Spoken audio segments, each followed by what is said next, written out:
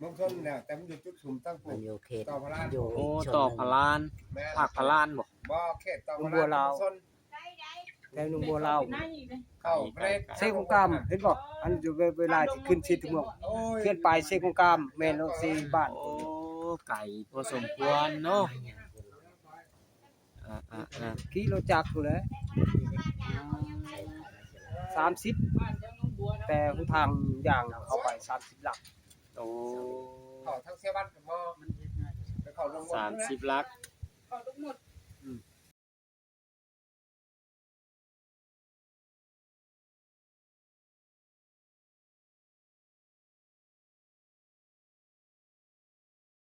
วันนี้แหละสบายดีพ่อแม่พี่น้อง FC เนาะวันนี้ว่า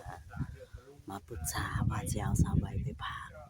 จังไดก็ไปติดตามรับชมนำกันพี่น้องฝากกดไลค์กดแชร์กดติดตามให้นี่เด้อพ่อแม่พี่น้อง FC เนาะไปเบิ่งไปชมนำกันเลยพี่น้อง ใจยักหาไปเลยเนาะบ่จ่อย เลย อยากให้เอาไปและบัดนี้แหละคนสิเอาไปก็ไปเซ็นไปมอบกันอยากให้เป็นพ่อลุงสิรับอยู่บ่ไปมอบไปภาคอันนี้เดินเรื่องอันนี้ ครับอยู่แล้ว เข้ารถ ครับอยู่แล้ว เพราะว่าไทเฮานี่ก็เป็นบ่แม่นญาติพี่น้องเนาะอยากให้พ่อลุงไปภาคไปหยังน้ำเพิ่น โดย น้ำพักน้ำรัดนั่นแหละให้เพิ่นดูแลซอยว่าง่ายๆซะเนาะรัดสร้างให้กลับมาเป็นคนดี โดย กินหืดกินยาว่าซั่นซะเข้าไปพุ่นก็อยู่ในความดูแลของเพิ่น โดย มีแต่ว่าทางพ่อน้องแพทย์ไปคุยหรือว่าไปปรึกษาทางในบ้านทางนี้เพิ่นก็บอกว่าให้พ่อลุงนี่ไปเอาใบนั่นนั่นแหละพี่น้องเอ้ยเนาะ โดย เอาใบอันเอกสารอยู่ในอันบอนที่เฮาสิฝากสิอย่างน้ำเพิ่นนั่นแหละให้มาประกอบข้อมูลเนาะประกอบข้อมูลแล้วก็จังเอาคนไปพักแบบนี้นะพ่อลุง โดย จะคิดว่านี่ไปเอามาแล้วนี่ก็ต้องแล่นเมื่ออยู่บ้านนั่นอีกเด้นี่เนาะไกลเติบเด้นี่ ไปแต่ได้นอนคืนนี่ บ้านเกิดเราหั่นใดจุดชุมลำถ้วยบ่ แม่น โอ้ เขาเมืองซนนะเมืองจึงอ่อนเมืองซน เมืองชนบ่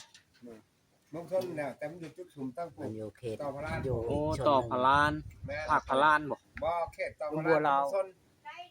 แถวหนุ่มบัวลาว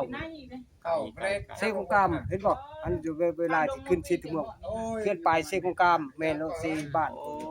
ไก่พอสมควรเนาะกิโลจักรอยู่แล้ว30แต่ทางอย่างเข้าไป30หลัก โอ้ เข้าทั้งเสียบ้านกับบ่ไปเข้าลง 30ลัก ก็ทุกหมดก่อยมาจะมันขึ้นก็รัดไปหินกองเลย ถือว่าไก่พอสมควรได้นี่เนาะ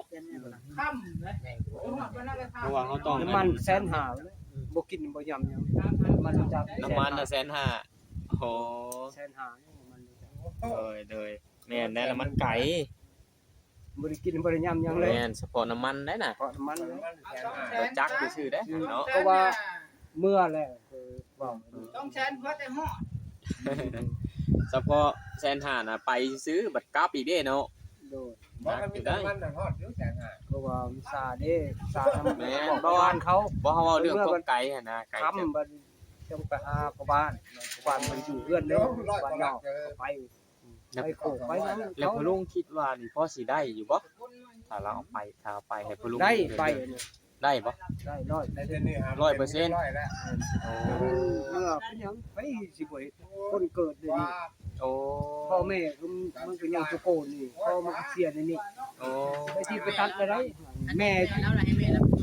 แม่แม่ไม่บอกแล้วแม่ โอ้แบบขึ้นอยู่กับเจ้าเนาะแม่จะเว้ากันแล้ว เงียบมันเอาครัวใหม่ของมือนี่เห็นคนโคตรเขาเสิร์ฟ แล้วบ้าน ย่าน เขายำ ย่านให้เนาะย่านเจ้าให้โอ้นั่นแหละพ่อเมื่อสบายเราก็เป็นลูกเป็นหลานเจ้าเนาะแล้วแบบในเมื่อเราเป็นแบบนี้เฮาก็อยากให้บ่ว่าไอ้ตนว่าซั่นซะเนาะ เจ้าก็อยากให้หลานนี่ดีเนาะดีเซาแต่กระทางผู้รักผู้ใหญ่เพิ่นก็อยากให้ดีคือกันแหละแต่ละคนก็ได้พอสงสารแล้วนั่นแหละจังอยากเอาเราไปพักเนาะเบาดิ แม่น จำผู้ใหญ่เลยผู้ใหญ่ พี่น้องเนาะ จะพาหยังพอต้องเฟกเอ้าเดี๋ยวสิสรุปให้พังเด้อลุง แม่นให้เบาดิออกความคิดเห็นอีก สรุปให้พังนะว่าทางทีมงานนี่สิไปเอาเอกสารว่าจะมาให้เจ้ากรอกแบบฟอร์มแล้วก็สิให้ไปเซ็นไปยังยืนที่อยู่ของชาวใบฮันแล้วก็ไปเซ็น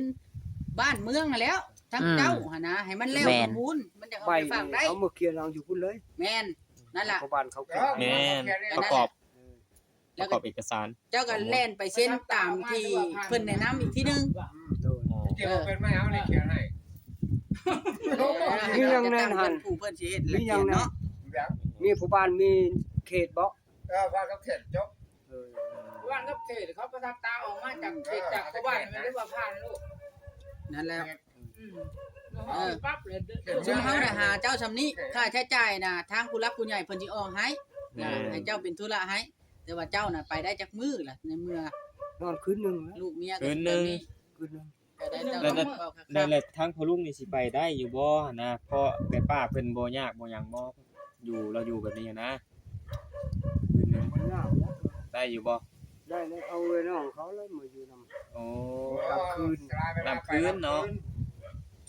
ก็ว่าทั้งนี้คือสิได้ขมังเลยเนาะ แม่ ให้มัน ก็อยากช่วยร้านเจ้าก็ได้เนาะอยากให้นั่นแหละ เขาจะว่าเรามี3ขั้นตอนนะ1พ่อบ้าน2กลุ่มแล้วก็3พวกกลุ่มเมืองนี่ตำรวจบอกสเมืองจบกลุ่มพวกแกงกระเบาใช่แล้ว เติบแล้วชาว กลุ่มพว ฟั ก ง เขตแล้ว ก็สิแม่น มือสมังแน่ กลุ่มบ้าน เมื่อแต่เช้าซ้ำนี่แหล้ว กลุ่มบ้านหมอย แต่มื้อแต่เช้านั่นได้สำนี้ฮอด กลุ่มรถไฟ ผู้ฮอด ไก่ไก่ไก่ ควรเนาะ ไก่บ่สมควรในเบาดีเลย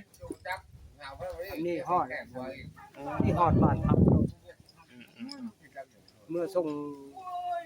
สบายชุดนั้นไปซ้ำนี่ของเมื่อค่อยมาจะพูด12 โมงบ่ฮอดไปกลับเลยไปส่งแล้วก็กลับ อันนี้เขาก็มาปรึกษาเจ้าเด้อพอดุงเด้อ มื้อใดน่ะยังบ่ฮู้ได้ แต่ว่ามื้อใดเขาก็ยังบ่ฮู้แต่ว่าอีกเร็วๆนี่แหละคิดว่านะเที่ยววิทย์พันชาติเนาะบ่จ้อยเห็นบ่กล้องพันชาตินี่แหละแต่ว่าบางเทื่อนี่ถ้าสมมุติว่า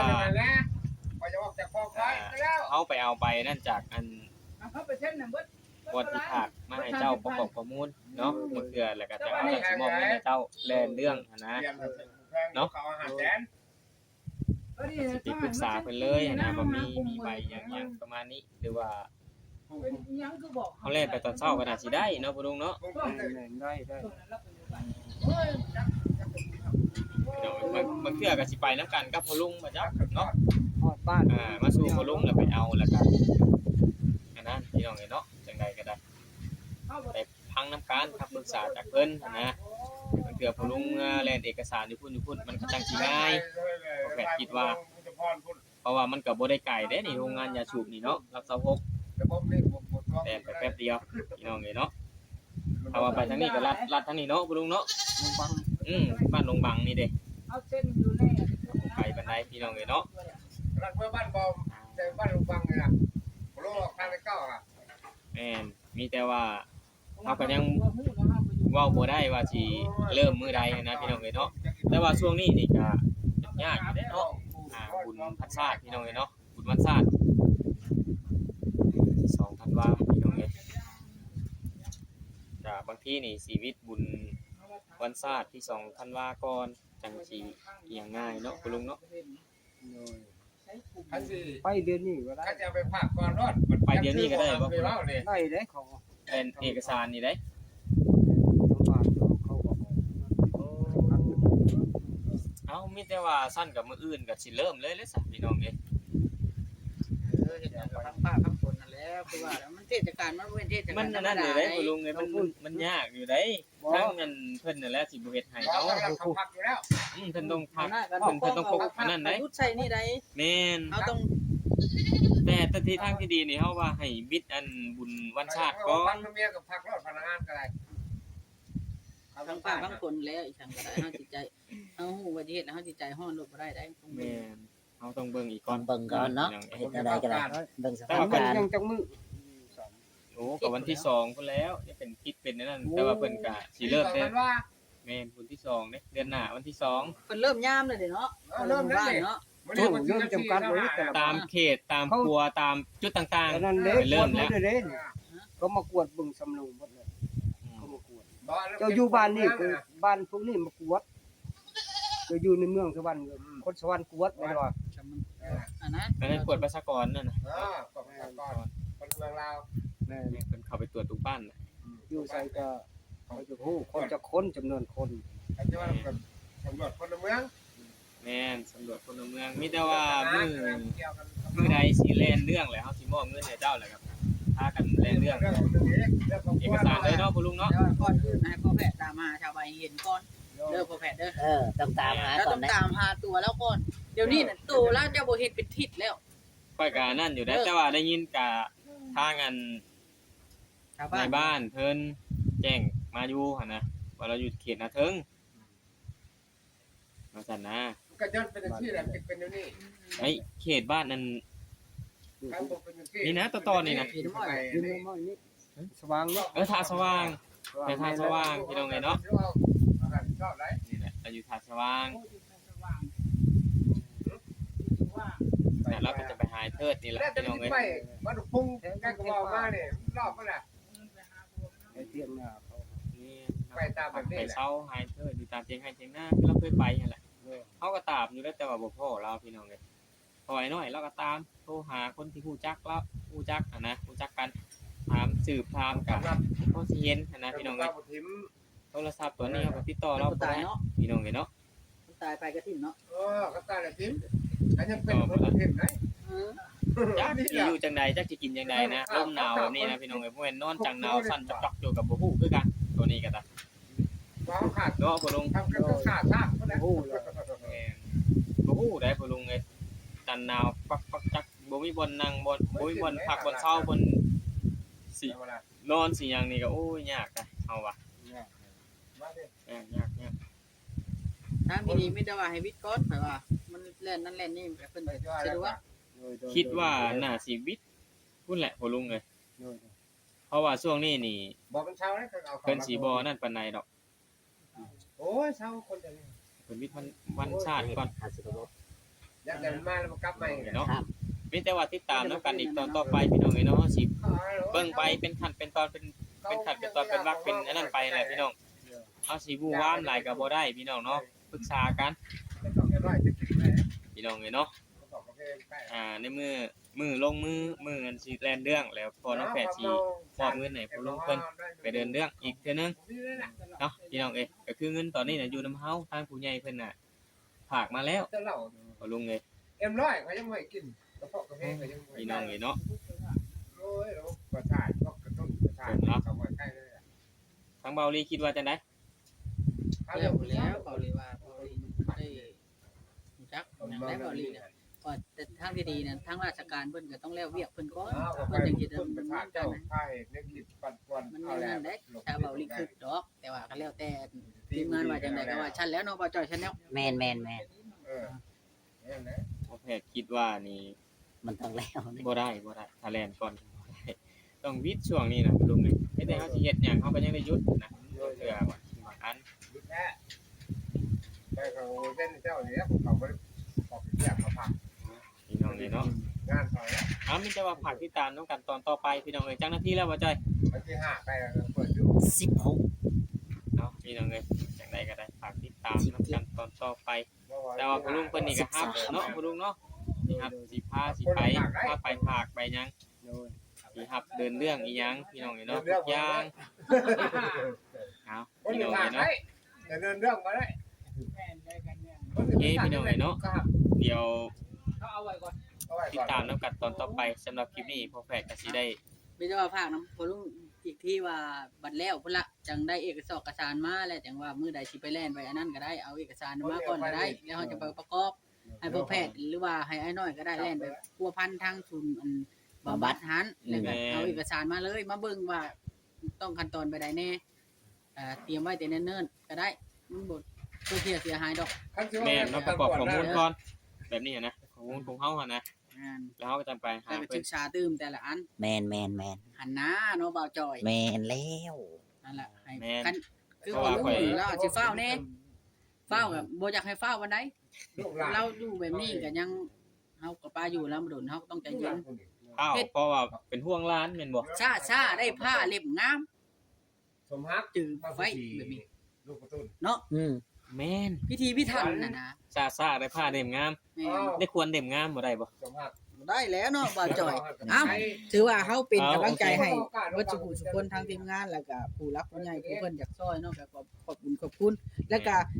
อันดับแรกคืออยากให้ทีมงานวัดสุขุสุคนพยายามตามหาน้องใบหันว่าเราอยู่จุดใดกันแท้เพราะว่าเฮาตอนนี้เฮายังบ่เห็นตัวเพิ่นประมาณ1อาทิตย์แล้ว แม่น เนาะ เอาสิมาเว้า ได้ แวะๆอยู่นี่ สมฮัก ได้เด้อเนาะโดนแบบ เฮามาเว้าแวบๆอยู่นี่ก็แม่นอยู่เฮาเว้าโดยบ่เห็นคน แมนน่ะแล้วจะ บ่ เข้า ฮู้ช้ำนะว่าเรา เรา เป็น อยู่ ตาย ไส รายดีแนวใด แม่นแต่ว่าเฮาก็พอฮู้ข่าวนะว่าจุดนั้นจุดนี้นะเบาดิ เพราะว่าเขาก็ ถามอยู่หั้นนะตัวนี้นะแต่ว่าเฮาก็อยากเดินเรื่องเนิ่นๆไว้หั้นนะเนาะเอาโอเคจังไดก็ต้องขอบคุณทางผู้หลักผู้ใหญ่เพิ่นเนาะพี่น้องเอ้ยที่ว่า โทรศัพท์ อยากพาสบายเป็นสะพานให้สบายแล้วกลับมาเป็นคนดีอีกเทื่อนึงคือพี่น้อง ลูกสบายพี่น้องโอเคพี่น้องคลิปนี้ก็สิขอโทษขออภัยนำเด้อถ้าผิดพลาดประการใดก็ขอโทษขออภัยฝากกดไลค์กดแชร์กดติดตามให้ช่องพ่อน้องปานซาแนลนี้พี่น้องพ่อน้องปานบ้านเฮา